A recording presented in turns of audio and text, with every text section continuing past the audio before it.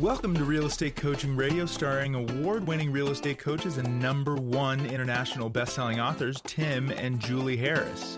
This is the #1 daily radio show for realtors looking for a no BS, authentic, real-time coaching experience. What's really working in today's market, how to generate more leads, make more money, and have more time for what you love in your life. And now your hosts, Tim and Julie Harris. Welcome back. So, Agent Downfall, unveiling the brutal truth of failure. Are you next? And so what we're going to be doing is we're going to be directly addressing the very prominent headline that there's expected to be a bunch of agents getting out of the business. And I'm going to start out by saying that Julie and I do not see any factual reason why, even with the changes that are happening with commission sharing lawsuits and all the rest of it, that there's going to be a precipitous drop in agents. So with that in mind, what we're going to do is we're going to be answering the 10 tough questions that real estate agents need to be finally answering in order to get into momentum. Because the reason that agents are suffering needlessly right now isn't because there's not tremendous potential, isn't because interest rates are higher, isn't because any of the other things that people want to have you believe.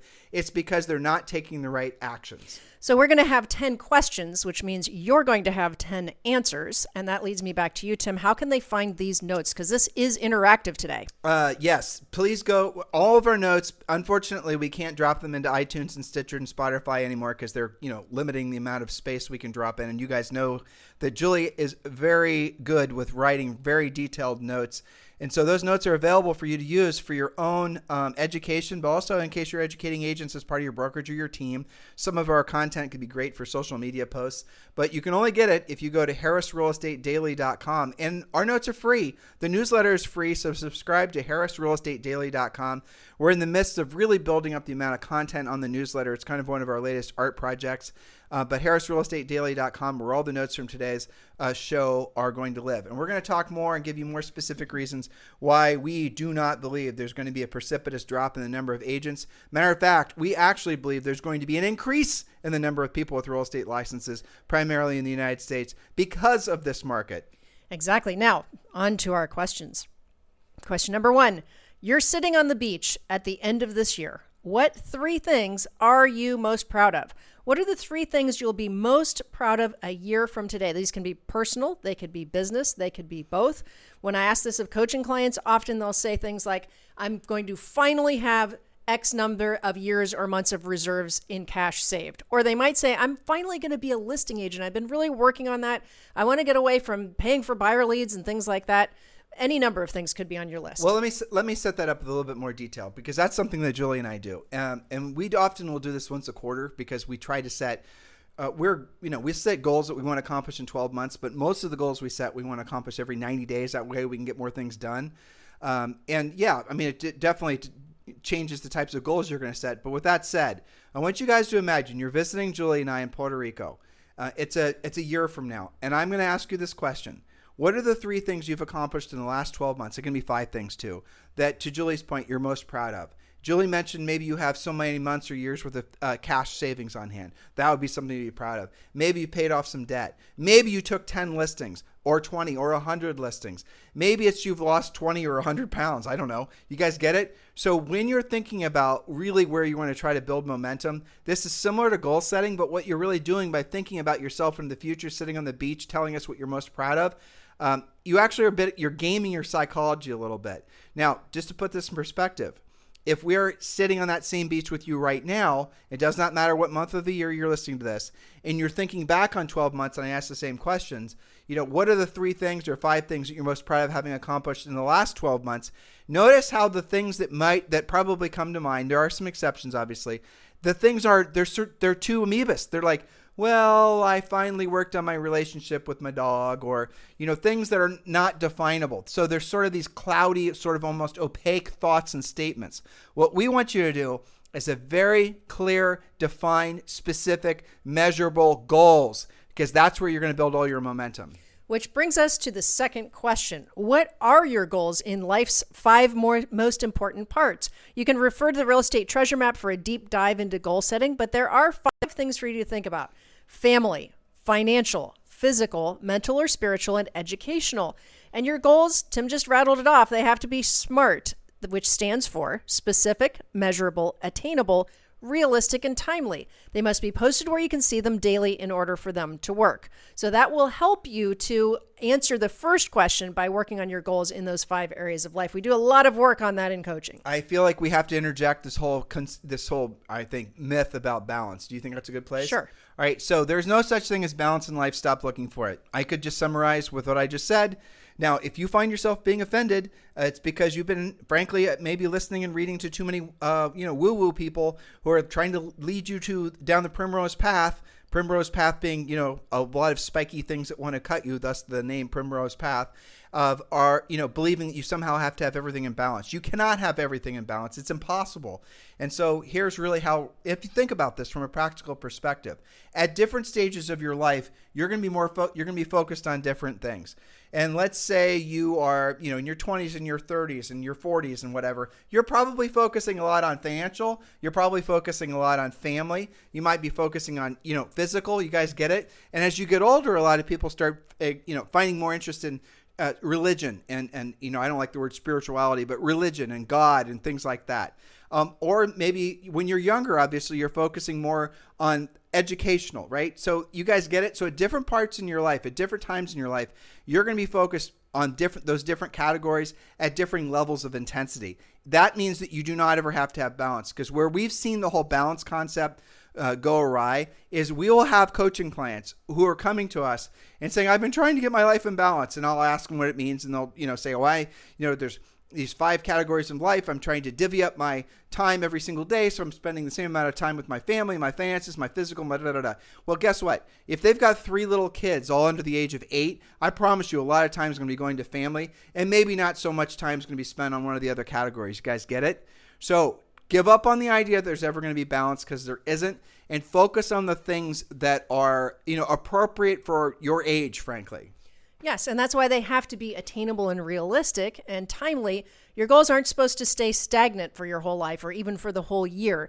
You've got to be massaging these all the time. And to your point, we like to do them every 90 days. You've got to revisit them, and you can, move them around a little bit. You want to talk about that a bit? Sure. So if Julie and I, for example, were setting up a specific financial goal, because financial goals are, by the way, the easiest to accomplish, because it's obviously easier to track. It's very, black and white. It's specific. Right. It's specific. Well, what we'll do is we'll write down what a financial goal is for the next 12 months. And then what we'll do is review that every 90 days to see if we're ahead, on track or behind what that specific goal is. But we've also learned to do that with other things.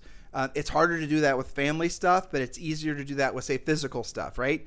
You want to, get to the point where you're able to start swinging a 53-pound kettlebell 100 times, things like that. But you've got to be constantly setting very specific, and updating as you accomplish them. So, for example, Julie had the goal of being able to, 3 days of the week, swing a 53-pound kettlebell 100 times, not all at once, but in, groups of 25, right? If that were her goal, and she accomplished that, and she set that goal in January, and she accomplished it, say, by the end of February, it's time for Julie to probably increase the amount of weight, because she's got to actually learn, her body's ready to move on. That's the point of revisiting your goals on a regular basis. Exactly. So, and which is why you have to have them posted to remind yourself to revisit them. All right. So that leads us to number 3. Here's a big question.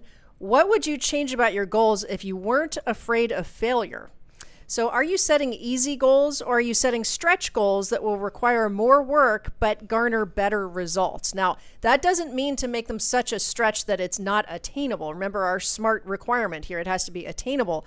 But is it enough of a stretch that you have to be upgrading your skills, you have to be making the effort? Or are you choosing, if we're being honest, kind of wussy goals that aren't that exciting? Well, most people set wussy goals that aren't that exciting. That's the reason they never start doing them, because they're not excited about them. Yes. And so can we tell the story about the arrow? Sure. All right. So I want you to imagine, I was a Boy Scout for a blank when I was a kid. So I want you to, when we went to the Boy Scout camp, some of you guys know what I'm talking about. Gals, I don't think you guys shot bows and arrows at Girl Scout camp. Maybe not. I don't think so. Yeah. Well, so at Boy Scout camp, there was these things called Jamboree. You do it once a year, and you would show up, and I mean, it was, guns and arrows and bows and just all these, typical, I'd say manly boy stuff. Exactly, boy stuff. Well, so I was learning how to use all these different firearms and all the rest of it, but the bow and arrow was my greatest challenge.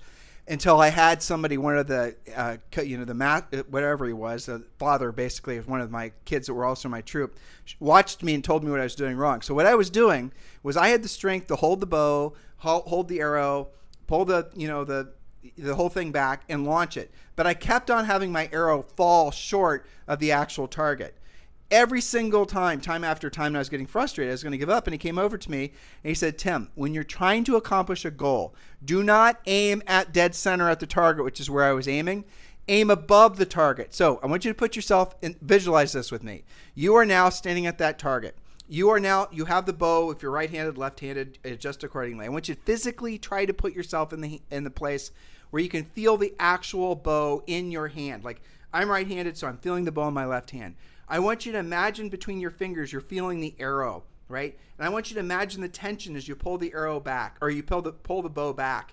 And then I want you to feel that your arm is maybe shaking a little bit. Maybe you've been holding it too long. You're adjusting your aim, and then you release that arrow. If you release that arrow at the target because of gravity, by the time that arrow gets anywhere close to the target, it's usually going to fall, not even hit the target. Or if it does hit the target, it's going to hit below dead center, whereas the red target is in the center, which is what you're trying to accomplish. If you aim above the target, what is going to happen is gravity is going to work for you and pull that arrow right into dead center. So what most people do is they aim too low with their goals, and they don't even try. They give up too soon because they're not excited, not motivated by their goals. Or if, for example, Julie set the goal of being able to swing consistently 53 pounds, which now she can easily do. And now it's become, and she's saying now for the next few months, that's what my goal is, 53 pounds. She's actually going to lose momentum on her physicality versus if she'd increased. Maybe she's going to increase to 63 pounds or 73 pounds. You're going to increase to 73 pounds? I don't know if they have that weight, but I'll be increasing something. They have 70. Yeah, well, you guys get the concept? So when you're setting goals, you have to aim above the target. If you set a goal that you know for damn sure you can accomplish, you probably won't even start to try to accomplish it because it does not excite you. It does not even, you want something that's going to be slightly intimidating because then you're really going to say, damn it, I'm going to kick this goal's ass. And think of how much better you'll feel when you do that. Exactly. Because it was a bigger goal. All right, question number 4. Are you willing to be consciously incompetent to move your business and life forward to the next level? Again, we've done podcasts about the stages of mastery, and I know they all kind of sound the same, so refer to the notes. 4 stages of mastery. Unconscious incompetence. That's when you don't know what you don't know. That leads you to be consciously incompetent. Aha, I need to get help with this. I need to work on it. And once you have the skills, you move into the 3rd stage, conscious competence. You now know what you're doing. You still have to work at it, but you've got your skills and you're using them. And then unconscious competence.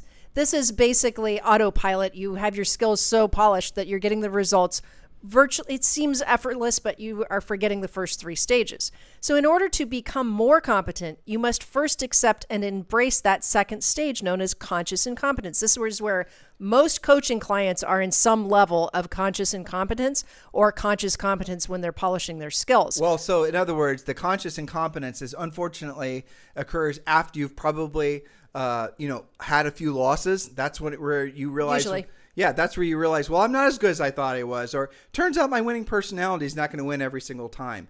And if you are wanting to continue to, ascend in your career and life in general, you have to say, well, now it's time for me to basically get help.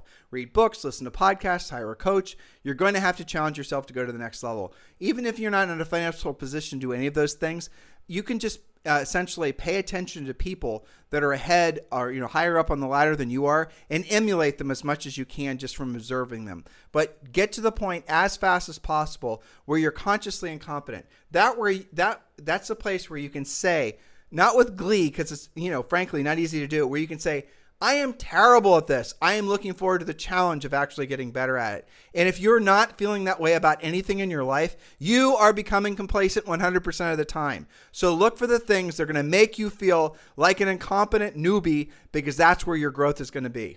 Yeah, I mean, I didn't just roll into the gym and start swinging kettlebells. I No. would have hurt myself, right? And it was pretty intimidating, but it was something that you and I studied. We wanted to do it, so we got some training on that from Manuel before we just magically became good at it. Okay, so that leads us to point number 5, related to this. Are you truly willing to do what you don't want to do when you don't want to do it, which will be virtually every day, at a high level so that you can succeed at a high level? What are you avoiding the most in your real estate practice? What are you avoiding the most in life? Remember, the hardest things are also the most effective, and that is why it's called work and not vacation. Well, I have to tell a story. So we're standing in front of an audience in Ankeny, Iowa, of all places, and we were talking about listings, and they were all, of course, telling me that there's no inventory, everything is sold, there's all the things. And I said to them, well, okay, I'm going to give you guys all a challenge. And you, longtime show listeners, you know what I'm about to say, but it is really, I think, very effective at making a point. If you're trying to determine what you don't want to do, and you're saying, well, I'm doing plenty of what I don't want to do and I'm doing it at the highest level, you're just doing the wrong things. Okay, I'll prove it to you. So I'm standing in front of this room, Julie and I are, and we give them a challenge. We said, okay, I'm going to put out $1 million, and whoever can take, it was like 10 listings or 20 listings in the next 90 days, they will win. It was all hypothetical, right? We're not giving people in Ankeny, Iowa $1 million. But the point is to really set them up emotionally to expand their thinking. So you get $1 million, all taxes paid, but you have to take, I'll just make up a number, 20 listings in the next 90 days. Okay? That, and everyone's like, oh my gosh, that'd be life-changing. Okay. So how are you going to do it? And then, they all started to you could tell that their brains were going towards marketing and advertising and buying leads and all the rest of it. I said listings. I did not say buyers. Then I asked the better question, which is really the most salient, the question that cuts through all the bullshit. What are you going to stop doing? That's what I asked them. And that's where the room always gets quiet every time we do that. What are you going to stop doing? You have to take 20 listings in the next 90 days. What are you going to stop doing? Every single one of you know the things that you'd stop doing. You know the things that aren't getting you results. And so one of the things that Julie and I always prescribe is if you cannot absolutely 100% see the result of something that you're spending money on or your time on in 90 days or less, stop doing it. Julie was, someone messaged me the other day and wants to be coached by Julie. Julie is expensive. This person was thinking twice about whether or not they wanted to invest this much in coaching, to which I told them, if you cannot 100% know after every month that you paid Julie, her very expensive coaching bill, that you are going to make at least 3 or 4x the amount that you paid her, quit. That's what I told him. And that's what we tell you. So if you're doing something right now and hoping and praying that one day it's going to put money in your pocket and it hasn't yet, you already know that it's not going to. What you're doing is you're doing what we call work theater. You're doing all the social media and the marketing, the generating and the branding, all the rest of it, hoping and convincing yourself that you're working. But I'll ask you the question again. If you had to take 20 listings in the next 90 days and you got, $1 million bonus, in addition to all the commission you're going to get, what would you stop doing? It's all the things that you're probably spending all your time doing. So what would you do? You know what you would do. You pick up the phone. You go directly to Expired. You go directly to all the other sources that we teach you in Premier Coaching of the people, the sellers that already have their hands in the air saying, yes, I absolutely want to sell my house. You guys getting it? You already know what to do. You just aren't doing what you know you need to do.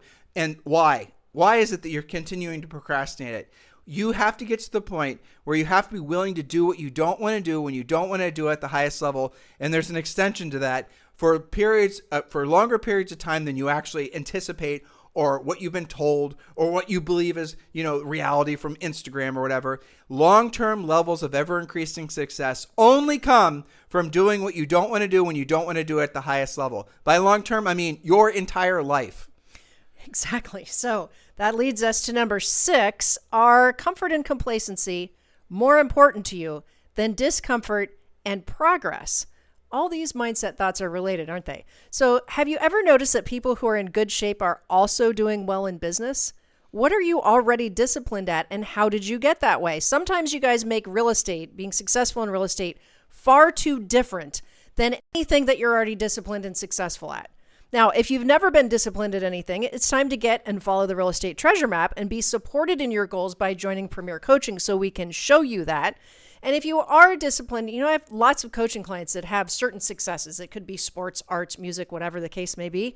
And once we have the conversation that, what did it take for you to get really good. Well, I had to practice. I had to have coaching. I had to upgrade my skill set. I had to maybe fail a little bit more than I was comfortable with. I had to change what I was doing wrong. Well, that's exactly like real estate, isn't it? But not everybody thinks of it that way. Well, we ended yesterday's show with basically the five no challenge, right? Mm-hmm. So are you, Julie's point 6, are you comfortable and complacent, or being comfortable and complacent more important to you than discomfort and progress? Well, most of you, if you're being honest with yourself, you're going to realize that your entire life is basically about, nerfing your life up so you only feel comfort and you never have to feel anything that's going to challenge yourself that make you frankly uncomfortable.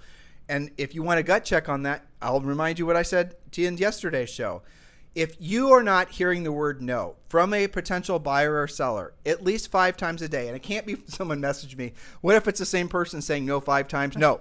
Individual buyers and sellers, if you're not hearing the word no at least 5 times a day, you're not actually working that day. In other words, you've not yet put yourself in a position where you're willing to have conversations with potential buyers and sellers about actually buying real estate, asking them questions that will result in you potentially hearing no. For some of you, the word no is similar to like a neutron bomb hitting you right between the eyes.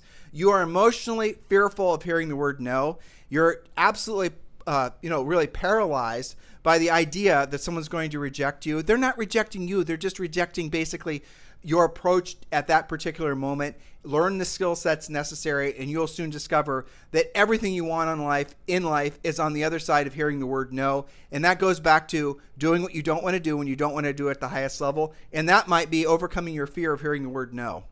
Which is very common, and it's okay, but it's not okay to hang on to that. You've got to work on that. So point number 7, what would it feel like to emotionally connect to your goals? How do you feel when you're truly engaged with your goals? Now, if you're not quite there yet, maybe this is new to you. Maybe you're doing a radical overhaul and upgrade of your goals. It helps to listen to podcasts, read books about people who have attained their goals, read or listen to biographies about people who have succeeded the way that you want to.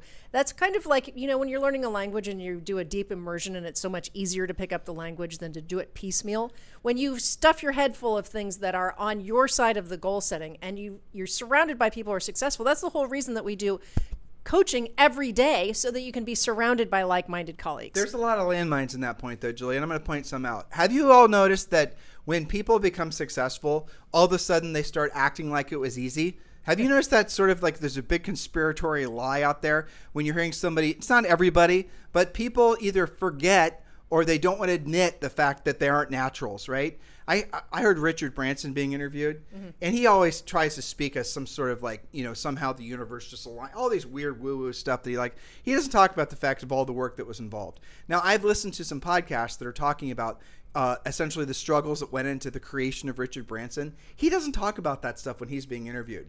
There's something about in the modern, culture amongst some people where they want to basically make it so that they were just naturals and never actually had to struggle. There is not a human on planet Earth who has accomplished, high levels of anything who hasn't had to embrace the suck. And even if they don't want to tell you that, even if they want to, and that happens a lot of times when people have accomplished a lot of financial goals, I'm giving them a slight hall pass because maybe they've forgotten the struggle. Maybe they have forgotten all the little tiny micro steps and all the constant, macerations that went on in their lives to become the person that they are. But I think for the most part, what a lot of them are doing is there's this popular myth that they were an overnight success and it just all came their way. Yeah, so I would polish that up by saying it depends a lot on who, which biography and who's interviewing them and things like that. And we've both heard really good interviews and really good biographies, and other ones where it's like you said, not so much, not so fast. Like I like a lot of the stuff on Elon Musk when they get him talking about some of the struggles that he did go through before he has all these amazing companies, because he's somebody that's absolutely built it from the ground up. He talks about sleeping in the floor of the Tesla factory. That's the ones I like, right? Yeah, but look at that. Here, arguably, guys, if you think he's rich now, trust me when I tell you, he's going to be the world's first trillionaire. SpaceX, all these other, companies that are still privately held primarily by him have yet to go public. It's not all about Tesla. But when you see all those other companies go public, you're going to see the world's first trillionaire. It's going to be Elon Musk. And if you look at the value that he's provided, the really millions of people today and the billions of people in the future that he's provided value from as a result of his effort, he deserves to be the world's first trillionaire. Now, I love listening to Elon Musk describe his own struggles because he's very contemplative about answering questions and he's very brutally honest. That's what the world needs more of. It needs fewer of these people that try to make it so how they have some sort of spiritual enlightenment that causes the money just to fill their coffers. 100% agree. And you know where I use Elon Musk in my mindset? When I have days where I think I'm so busy, I think about can you imagine the meetings and the schedule and the thought process and the research and all of the action that he has to take, even at his level, having developed the things that he has? It must be astonishing. I can't even imagine how to be that organized, but that's where he lives in my mindset is I'm not busy, that guy's busy. Yeah, I'm lazy, right? Yeah. But it's also kind of interesting. I occasionally, again, it's the same people that don't want to admit that it takes long periods of time of doing what you don't want to do when you don't want to do it at the highest level. Those same people will say, oh, but look at Elon Musk's relationships. They said this about Steve Jobs. Yeah. Oh, look how Steve treated his wife or his daughter, Lisa. Or look at how supposedly Elon Musk is mean to his employees. They always want you to believe that, the person has to be some sort of mean, evil ogre in order to accomplish high levels of success. No, they were successful and will continue to be because they did what they didn't want to do when they didn't want to do it at the highest level for long damn periods of time, and they still are. So do not allow, again, this sort of, I think, this downward adult failure spiral that sucks in so many people all the time into belief, and it's always in the press. It's always in the media. People are always trying to dump on people that are successful. And if you absorb that stuff, that's going to be one of the biggest reasons that you're procrastinating. That's going to be one of the greatest destroyers of your success. And I'll add this point because I see Julie didn't include it. If you want a real quick anecdote to all the problems that you're experiencing emotionally and probably financially, start with being completely media free. That is one of the greatest gifts you can give to yourself. Am I really talking about one of your next points? Yep. Is it literally your next point? It's a point ahead. Okay. All right. It's Sorry. Okay. It's all right. Continue. Well, that's point number 9. Before we get there, point number 8, and I agree with you. We just aren't quite there yet.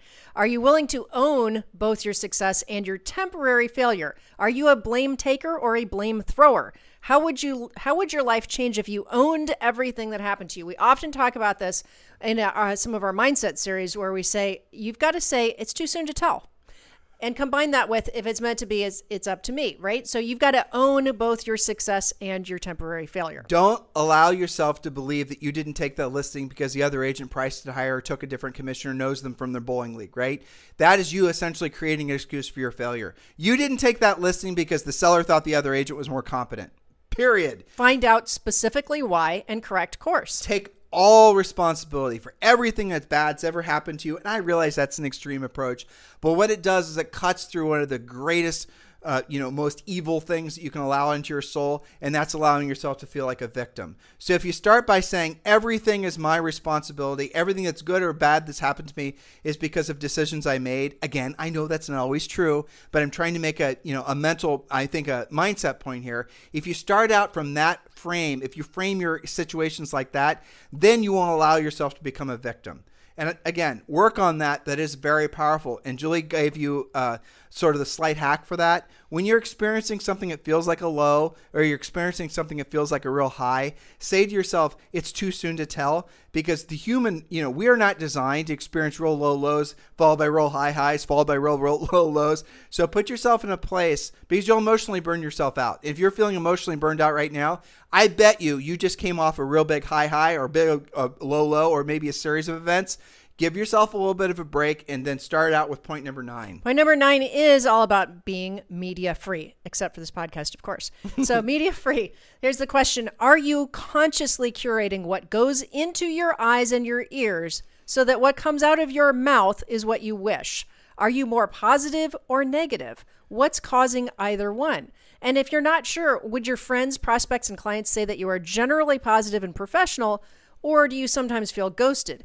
Do you lead with productivity? Do you lead with procrastination? Are you a chronic complainer? Are you monitoring all that? So you have to consciously curate what you're listening to, what you're watching. That does include podcasts. It certainly includes media. If you want, the fast track for that, go probably 95% media free. Well, my mom lives with us. She's 84 years old. She moved down to Puerto Rico with us, when we moved here, and lived with us basically since when Zoe was born. Yep. My dad passed away in 2009, so mom was alone in Ohio, so she lived with us, and I can always tell when she's been watching the news. Me too. And Julie and I, there's no TVs in our house, and we do have one TV, but we're watching movies. That's it. But my mom will start acting a little bit, off, and it's because she's been watching the news, and sure enough, on our iPad, we'll glance at it, and she's reading some garbage headline from some garbage media outlet, and I'll say to her, Mom, are you watching the news again? And, she'll go like, how does he know? You could tell, what she's thinking. Yeah. And she goes, yeah, I have been. I said, well, how's it make you feel, Mom? And she said, and she'll, sometimes ignore me, and other times she'll say how she feels, and then she gets the point. You have to allow yourself to accept the fact. And honestly, this breaks my heart because I grew up, when you could mostly trust the media. But can you trust any of the media now? Can you trust any of the news channels? It's a dumpster fire. I mean, it is a dumpster fire. Can you trust anything that's trying to tell you what's going on in the world? You can't. You got to do your own homework. That's the power of podcasts. That's the reason major media hates podcasts, by the way, because they can't yet figure out a way to control the messaging that's coming from people that oftentimes really are true experts versus the fake experts that you see in the media. So if you really want to get control of your mindset, if you really want to get control of your downrange potential, start out by completely purging all forms of media. Now, granted, this podcast, maybe some other things that you should keep in your life. And here's the litmus test to know whether something should stay or should go. After you've listened to or read something, how do you feel? Right? After you listen to this podcast today, how do you feel? You probably feel optimistic. You probably feel empowered. You probably feel hopefully educated. You feel good, don't you? That's something you should continue doing. But if you didn't listen to another podcast about the world coming to an end or some other salacious headline, how do you start to feel? Fearful, scared. You no longer want to be, certainly don't feel optimistic. You certainly don't feel like helping people. You start to basically mentally and emotionally start digging your own dugout, and you're going to go hide in there and wait for the clouds to clear. I'm trying to make you guys laugh, but hopefully you're understanding the point. So if you want to know what you should remove from your life, start by asking yourself, be introspective after you've consumed said media. How do you feel right now? And you will discover that 90% of the time, maybe even 99% of the time, the crap you're allowing in your ears or in your eyes is stuff you should completely purge from your life. And here's the magical thing that will happen. As soon as you start removing all this, garbage from your life, you will actually feel, at first, you're going to go through withdrawal. Withdrawal like as if you were coming off nicotine or caffeine, right? Right? You're going to actually feel you're losing something. Oh my gosh, I'm missing a headline. On the I Hate Life podcast, I Hate Life Reddit, whatever group you belong to, I can't read what, Crazy Bob in Omaha, what he hates today or whatever the hell it is. Again, trying to make you guys laugh. But when you start removing that stuff from your life, you're going to feel a loss of community because you didn't realize that you became part of the little communities that you tune into on a regular basis. When you remove yourself from that, there will be a natural and normal sense of of loss, of feeling disconnected from something that became normalized in your life. Well, don't then say, well, I want to have that emotional connection again. I'm going to go back to it. Instead, ride that emotion out because this feeling and the intensity of that fear of loss will dissipate over time. Might take weeks, might take months, but don't go back to it. Don't start hitting that crack pipe of bad news again. Stay off of it. Stay on the path that you're on because there's an absolute fact. Nature abhors a vacuum. As soon as you create a vacuum, in other words, you've removed all this crap from your life, you're going to start feeling better. You're going to start having more meaningful conversations because you're going to be sincerely present with the person you're talking to. You're going to sleep better. You're going to have better sex. You're going to want to work out. You're going to want to take care of yourself. You're going to want to start thinking about becoming the best version of yourself. But you have to give yourself the room mentally and emotionally to allow those new thoughts and those new feelings and those new neural pathways to form. Well, excellently said. And I put a little spin to the end here. After you have purged all of the dumpster fire of news outlets and horrible crap that pollutes your mind, and I think if you're introspective, you certainly can notice that. I love what you said about, did it make you feel good or did it make you feel bad? I work very hard at curating the things that I listen to and watch. So once you have purged all of the bad crap, and I think if people are honest, they know what it is, right? So then you can rebuild what Napoleon Hill called the mastermind, right? Now, mastermind people don't have to all even be alive. You can build your mastermind from a combination. This is what I'm actively working on myself. I'm curating this all the time, and sometimes I prune them. They're going to be curious what you're tuning into.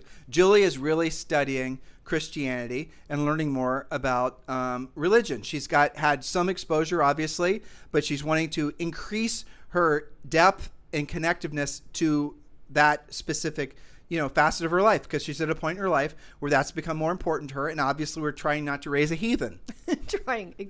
Actively trying to not raise a heathen. Most days we do a decent job. Most days. But it's something that I've become more and more interested in. And I want to spend some more time on. There's a great book I'm reading called Elevator Pitches for God. I don't remember the author's name offhand, but these are short essays from people. Some of them are scientists. Some of them are rabbis. Some of them are preachers. Some of them are mathematicians. It's a great swath of different kind of thinker types. I also listen to different podcasts where they're discussing these things and taking concepts apart, putting them back together, in addition of all of my real estate stuff that I have to study. And every night you're reading Zoe. Bible stories. You guys are on the New Testament, right? Yep, exactly. So it's for children. For kids. Yeah, for kids. We're going to start the 10 Commandments next. That's awesome. With, pictures and explanations and things like this. But my point is, I want to go back to Napoleon, who said, your job is to curate your own mastermind. Your mastermind should be something that makes you feel good, things that you're interested in, things that lift you up. That can be a combination of podcasts, people that you like. We're going to do a podcast about 3 levels of friendship, right? People that make you feel good, books that you like to read, authors you like to read, maybe historical figures that you believe in and make you a better person. And of course, that's why people love Premier Coaching, is because that's part of their mastermind family. Here's the hard part. Yes. And what we're saying. Mm-hmm. What if everyone in your life is a negative Nelly?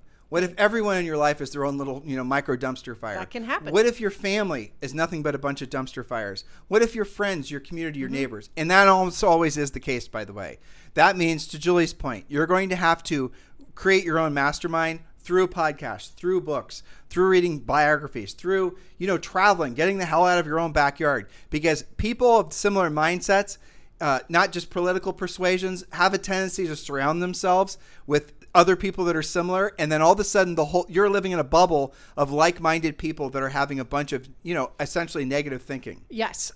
And I want to give a shout out to Jenny Wells, one of my coaching clients in Hilton Head, because she's very good at curating what she reads and listens to. We share books for different reasons as part of her coaching. She does a great job on this. Now, here's the thing about books and podcasts. You have, because I've been thinking about this, right? As I curate my own collection of mastermindy types of things. Both podcasts and books, whether those are Audible or regular hard copy books, right? That's something that you specifically chose, that you are interested in, and does not really have the ability, like a lot of social media, to then start feeding you things. You know how you read one, this drives me crazy. I'll maybe watch something about an animal rescue, right? Some video that I thought was really cute on YouTube or something. And then all of a sudden it sends me all of this really dramatic, horrible stuff about animals being abused and this and that. And I don't even know if it's true or not. I don't want anything to do with that. Okay. I want to know, if I'm reading this author, that I can concentrate on that. If I'm listening to this podcast, it's because I've interviewed that podcast, and that's something that's important to me. But what you're saying is a really important point. So first of all, if you're listening to something, like I just ditched a book that I was listening to, and I just determined it's garbage. So boom, boom, bye-bye book, right? Yes. I got into it like 4 chapters. I was like, this is awful. Wasn't what I thought it was going to be. So I stopped listening to it. So what Julie is doing is she's actually being very, filtery with the things that she's allowing to, enter into her head, into her mindset, into her spirit. And she's, reinforcing it with other sources that she trusts. And maybe those are podcasts where she trusts the host. And that trust was probably over many, many years of, them being consistent with their messaging, things like that. I'm auditioning things. You're auditioning things, right. And so, unfortunately, in this time right now, where most things are seeming, guys, here's what's going on in the world. This is our opinion. there's a pendulum. Do you guys know what a pendulum is? You remember, I don't know how to describe it. I don't know what the actual name of it was, but there used to be this little thing you'd put on a With desk balls. with balls, and you click one and it cause the others to move.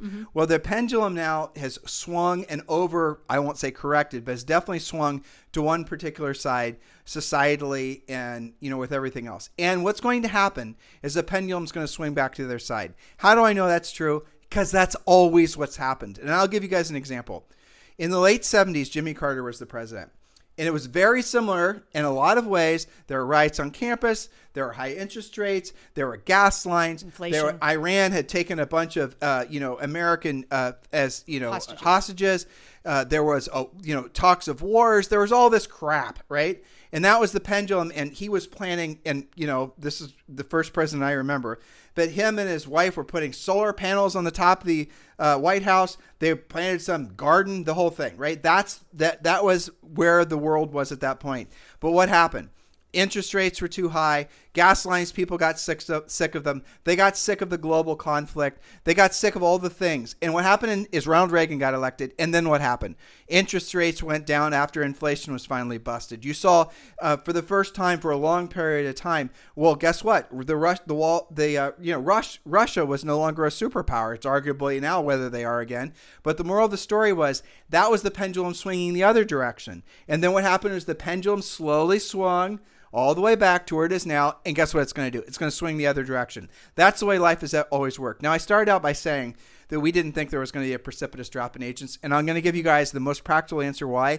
Because we studied it. Julie and I went back to as far as we could go with National Association of Realtors information as far as total members of the National Association of Realtors. And then we took that total numbers thing and we compared it to what was going on in the economy. And what did we see? During hard times, more people get real estate licenses. Why? Because they want to create other sources of income because inflation kicked in. In the late 70s, when interest rates were close to 20%, guess what was still happening? People were buying and selling and getting real estate licenses. So, and yet, if you read the headlines from Inman and from Risk Media and from all these other things, so-and-so expert predicts there to be an agent apocalypse and blah, blah, blah, blah. It's not true. They're just trying to get you to click. They haven't done the actual work. They haven't done the homework yet. Or whatever the motivation is. So that's the type of stuff that you need to give yourself permission to no longer pay attention to, because how does it make you feel? How does it make you feel when you read those headlines? And when you do not feel motivated, when you do not feel excited, when you do not feel like helping people, when you feel disconnected, not just with yourself, but your loved ones and your potential clients, when you're going through that sort of, essentially that pain and that struggle, it's because you're allowing that in your own life. Julie and I think it's literally evil, in the literal sense.